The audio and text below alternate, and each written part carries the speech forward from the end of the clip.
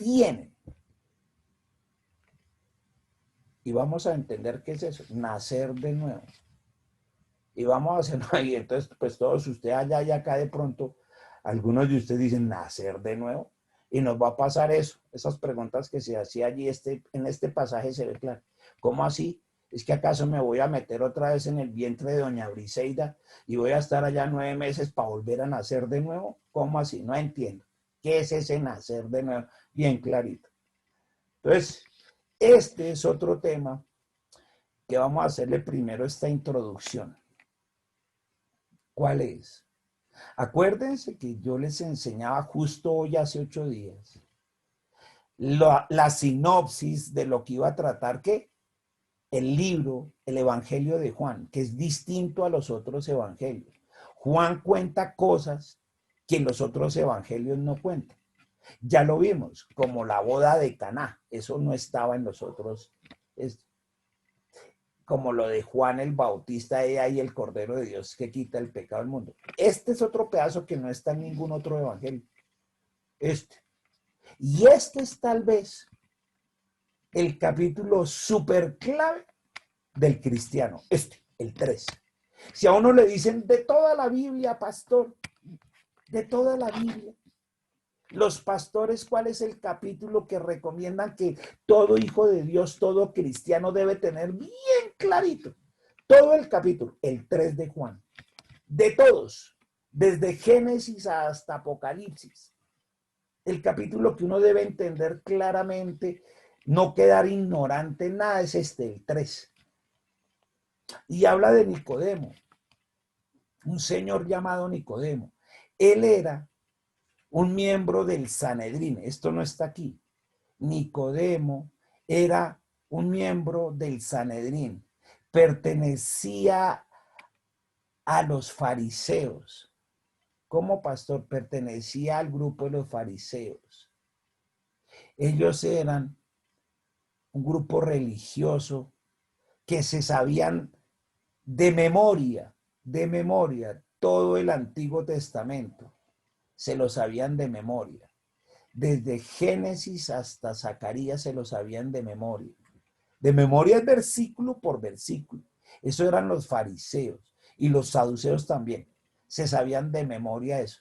De hecho, dentro de la cultura judía, aún hoy en día, debe saberse la Torá, los 5 primeros libros, o sea, los 5 que le llaman el Pentateuco, la Torá, que son ¿qué?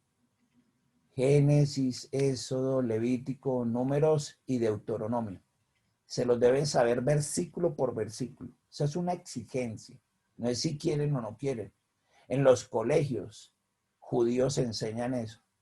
Y un chino ya de 12, 14 años le recita todos los versículos desde Génesis hasta Deuteronomio, pero así, claritos. Y esto se lo sabían todo.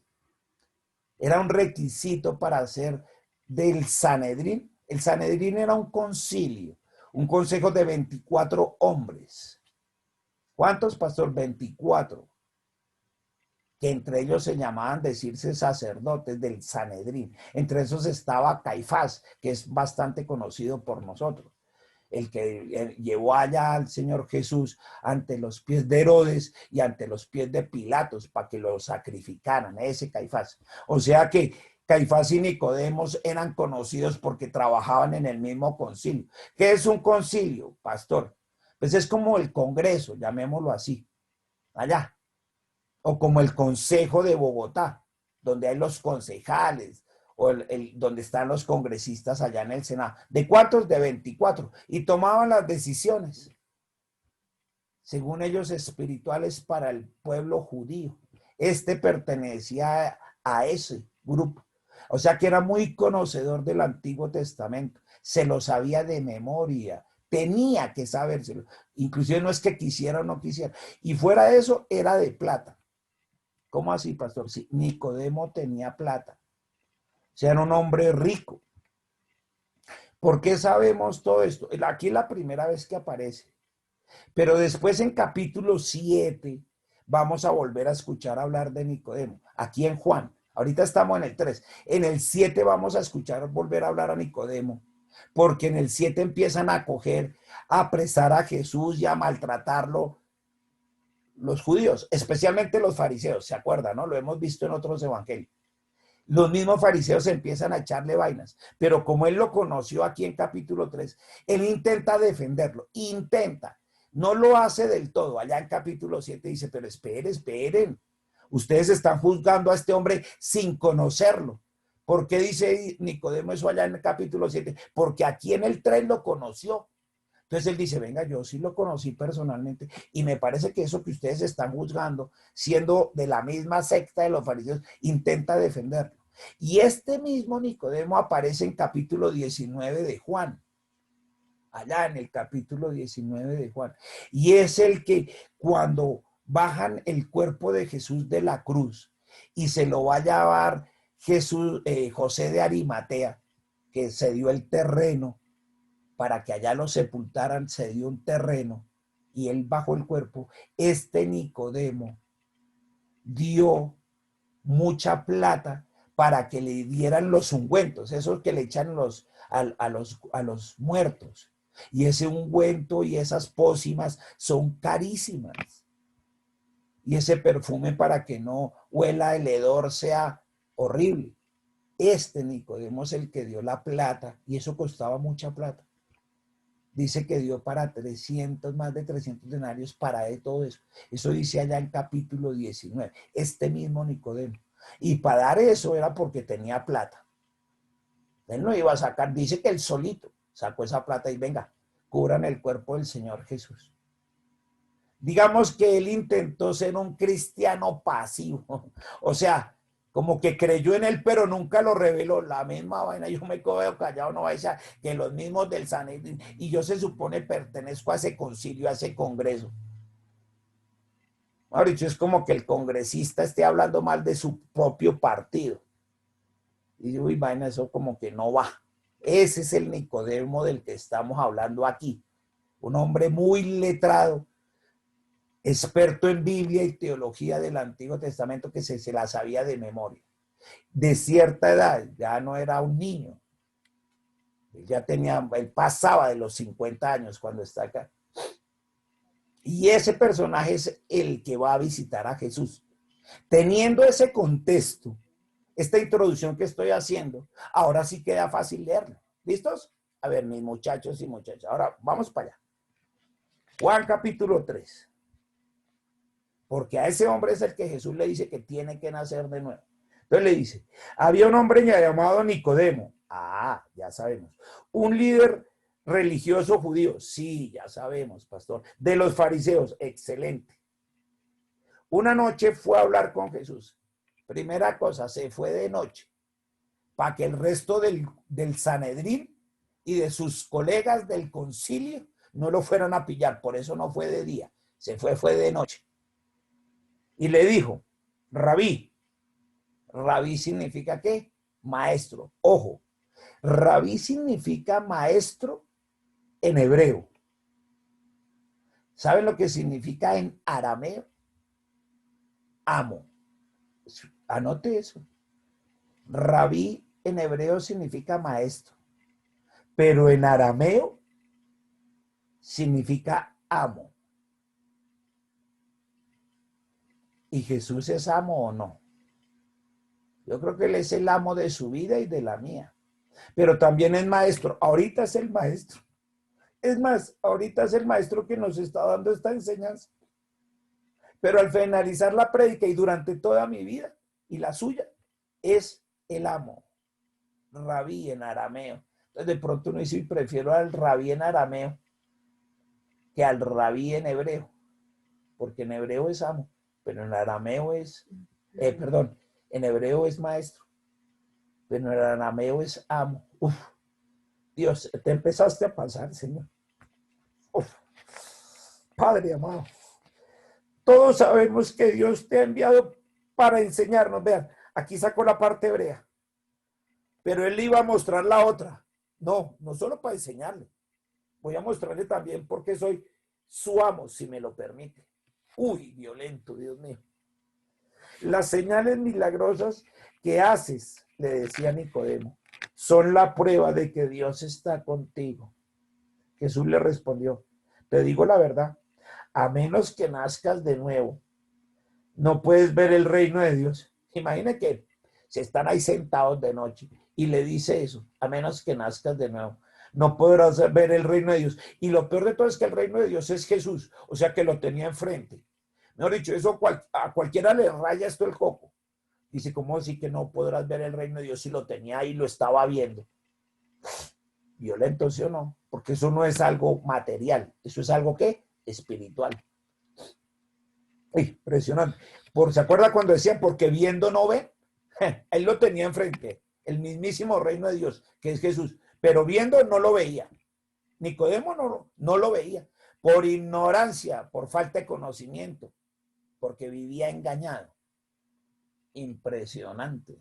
Y se cumplió lo que decía, viendo no ven y oyendo no oyen. Uf.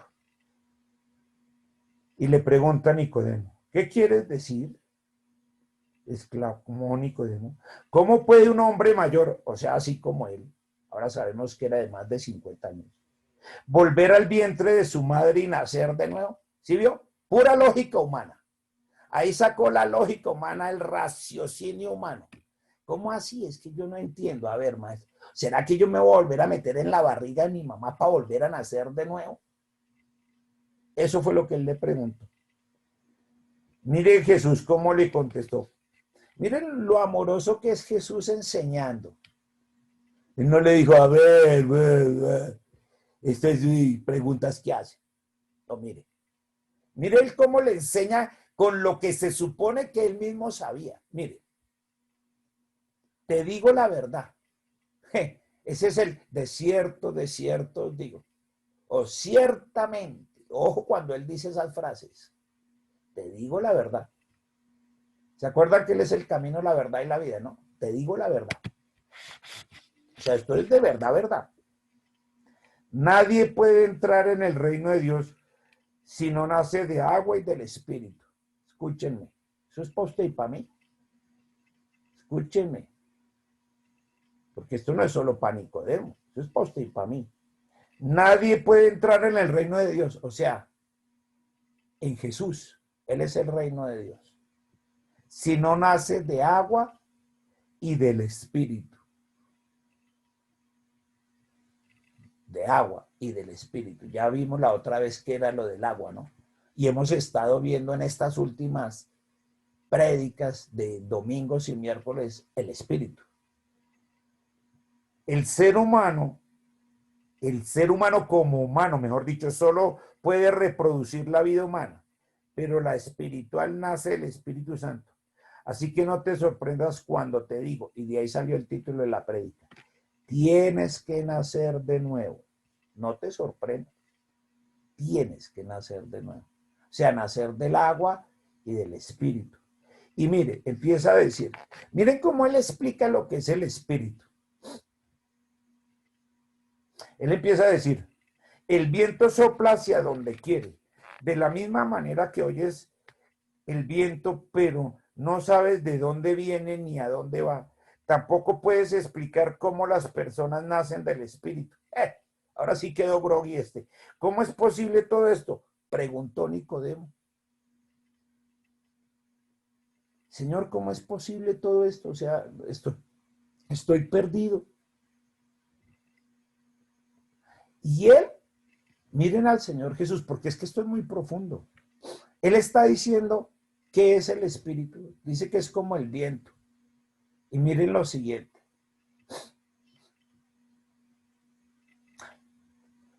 Cuando una llanta de un carro, de una bicicleta, está bajita, está desinflada, ¿a dónde va uno? A donde el montallantas o a la bomba. ¿A echarle qué? Aire, ¿cierto? Y el aire finalmente es un viento, que lo soplan ahí dentro del neumático, para que se infle la llanta. Miren lo que estoy diciendo. Es un viento que produce ahí una máquina, un aire que le echan a un neumático. O sea que el neumático está lleno por dentro de ¿qué? De aire. Nadie ve ese aire. Pero lo cierto es que si el neumático no está lleno de aire, no está inflado, o sea, está bajito, se puede pinchar. Le puede entrar cualquier cosa y pincharlo, o sea, dejarlo desinflado. Dejarlo desinflado, muchas veces le dice uno a la gente eso, oye, la veo como desinflado, como acabado, como caribajito, como con la depre, lo veo como desinflado. Escuchen lo que voy a decirles. Vean lo que es el Señor. Te dice neumático, ¿cierto? Inflado, lleno de viento, allá adentro, cuando esté inflado.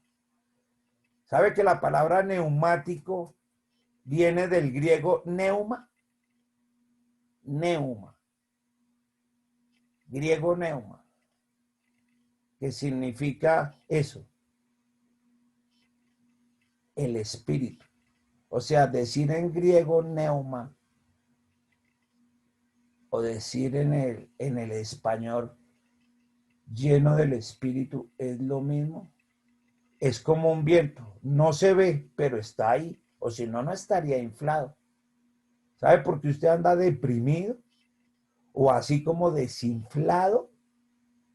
Porque hace falta que se llene de qué? De aire. Es decir, que se llene del neuma. Neuma, de donde viene neumático. Neuma. Espíritu de Dios. Y lo infle. Este espíritu del que él está hablando.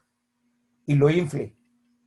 Ese infle significa ese ánimo. Estar lleno de la presencia del Espíritu Santo. Eso que hacemos en cada mañana. ¿Saben qué hacemos nosotros cada mañana? Ahora sí quedó claro. Ya no es la tanqueada. Realmente es la llenada del aire del Espíritu Santo, o sea, de su espíritu, del neuma. Oh, esto ya se pasa. Esto ya es pasado. Del neumático, de ese neuma. Por eso las personas somos espíritu, neuma. Es algo que no se ve, pero está ahí, porque tiene inflado el caucho, ¿sí o no? Pero no se ve y va para donde quiere. Por eso es que cuando nosotros nos encontremos con el Señor, nos iremos en un abrir y cerrar de ojos, porque lo que se va es nuestro espíritu, nuestra mente y nuestras emociones, pero no se va a ir el cuerpo, se va es el espíritu y el alma. Y la gente confundía el alma con el espíritu, no es lo mismo. El espíritu es el que es ese, como el viento, que va para donde quiere, para aquí o para allá. Por eso es que el Señor Jesús, cuando resucitó, en un instante se le apareció a los 11 y le dijo a Tomás, mete el dedo acá. Pero al instante fue y se le apareció a otros que iban camino a Emaús. Y después regresó a otros más de 500, así rapidito. Claro, no es que él es espíritu, como el viento. Va así de un momento a otro, para allá, para acá. Nadie lo ve, pero se siente. Y se ve el poder. O si no, salga ahora en pleno agosto, al mes que pasó. ¿Qué eleva las cometas? El viento. Y cambian de dirección las cometas, hasta se enredan cuando estamos en un parque, porque cambia de dirección el viento. Y uno ve el viento y ¿para dónde cambia? No, pero está o no. O si no, las cometas no subirían. Pues lo mismo. El Espíritu Santo que está en usted no se ve, pero está ese poder que lo lleva y lo mantiene inflado, lleno de su espíritu, lleno de ese neuma. Eso es lo que tiene el Hijo de Dios, el que nace de nuevo y lo entiende. Y en ese poder, en ese que usted no ve, pero que está ahí, ejerce toda autoridad. En ese poder que no se ve, pero que está ahí, es donde usted dice, yo ya tengo trabajo, yo ya fui sano, mis relaciones ya están sanadas, están bien, estoy reconciliado con Dios, con mis hijos, con mi cónyuge, ya estoy sano, ya está ese trabajo, ya todo está hecho. En ese que estoy diciendo, porque dice aquí, es como el viento, y el viento tiene un poder enorme. De hecho, ¿han visto la energía esa que es con hélices? No sé qué cosa es, con el viento, que mueve unas hélices y producen energía. Pues ese es el poder del viento, que se traduce en energía, en kilovatios luz, y que prendan bombillos. Eso se usa mucho en el desierto.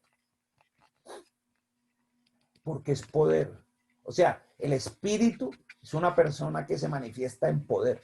Eso era lo que le estaba enseñando a Nicodemo. Solo hasta ahí. No se pierdan el próximo capítulo. No lo voy a terminar, lo voy a terminar el lunes. Porque ya son las 8. El que se quiera adelantar no hay problema, siga. Voy a ir hasta el 18 el lunes. ¿Cómo se llama, pastora? Eólica.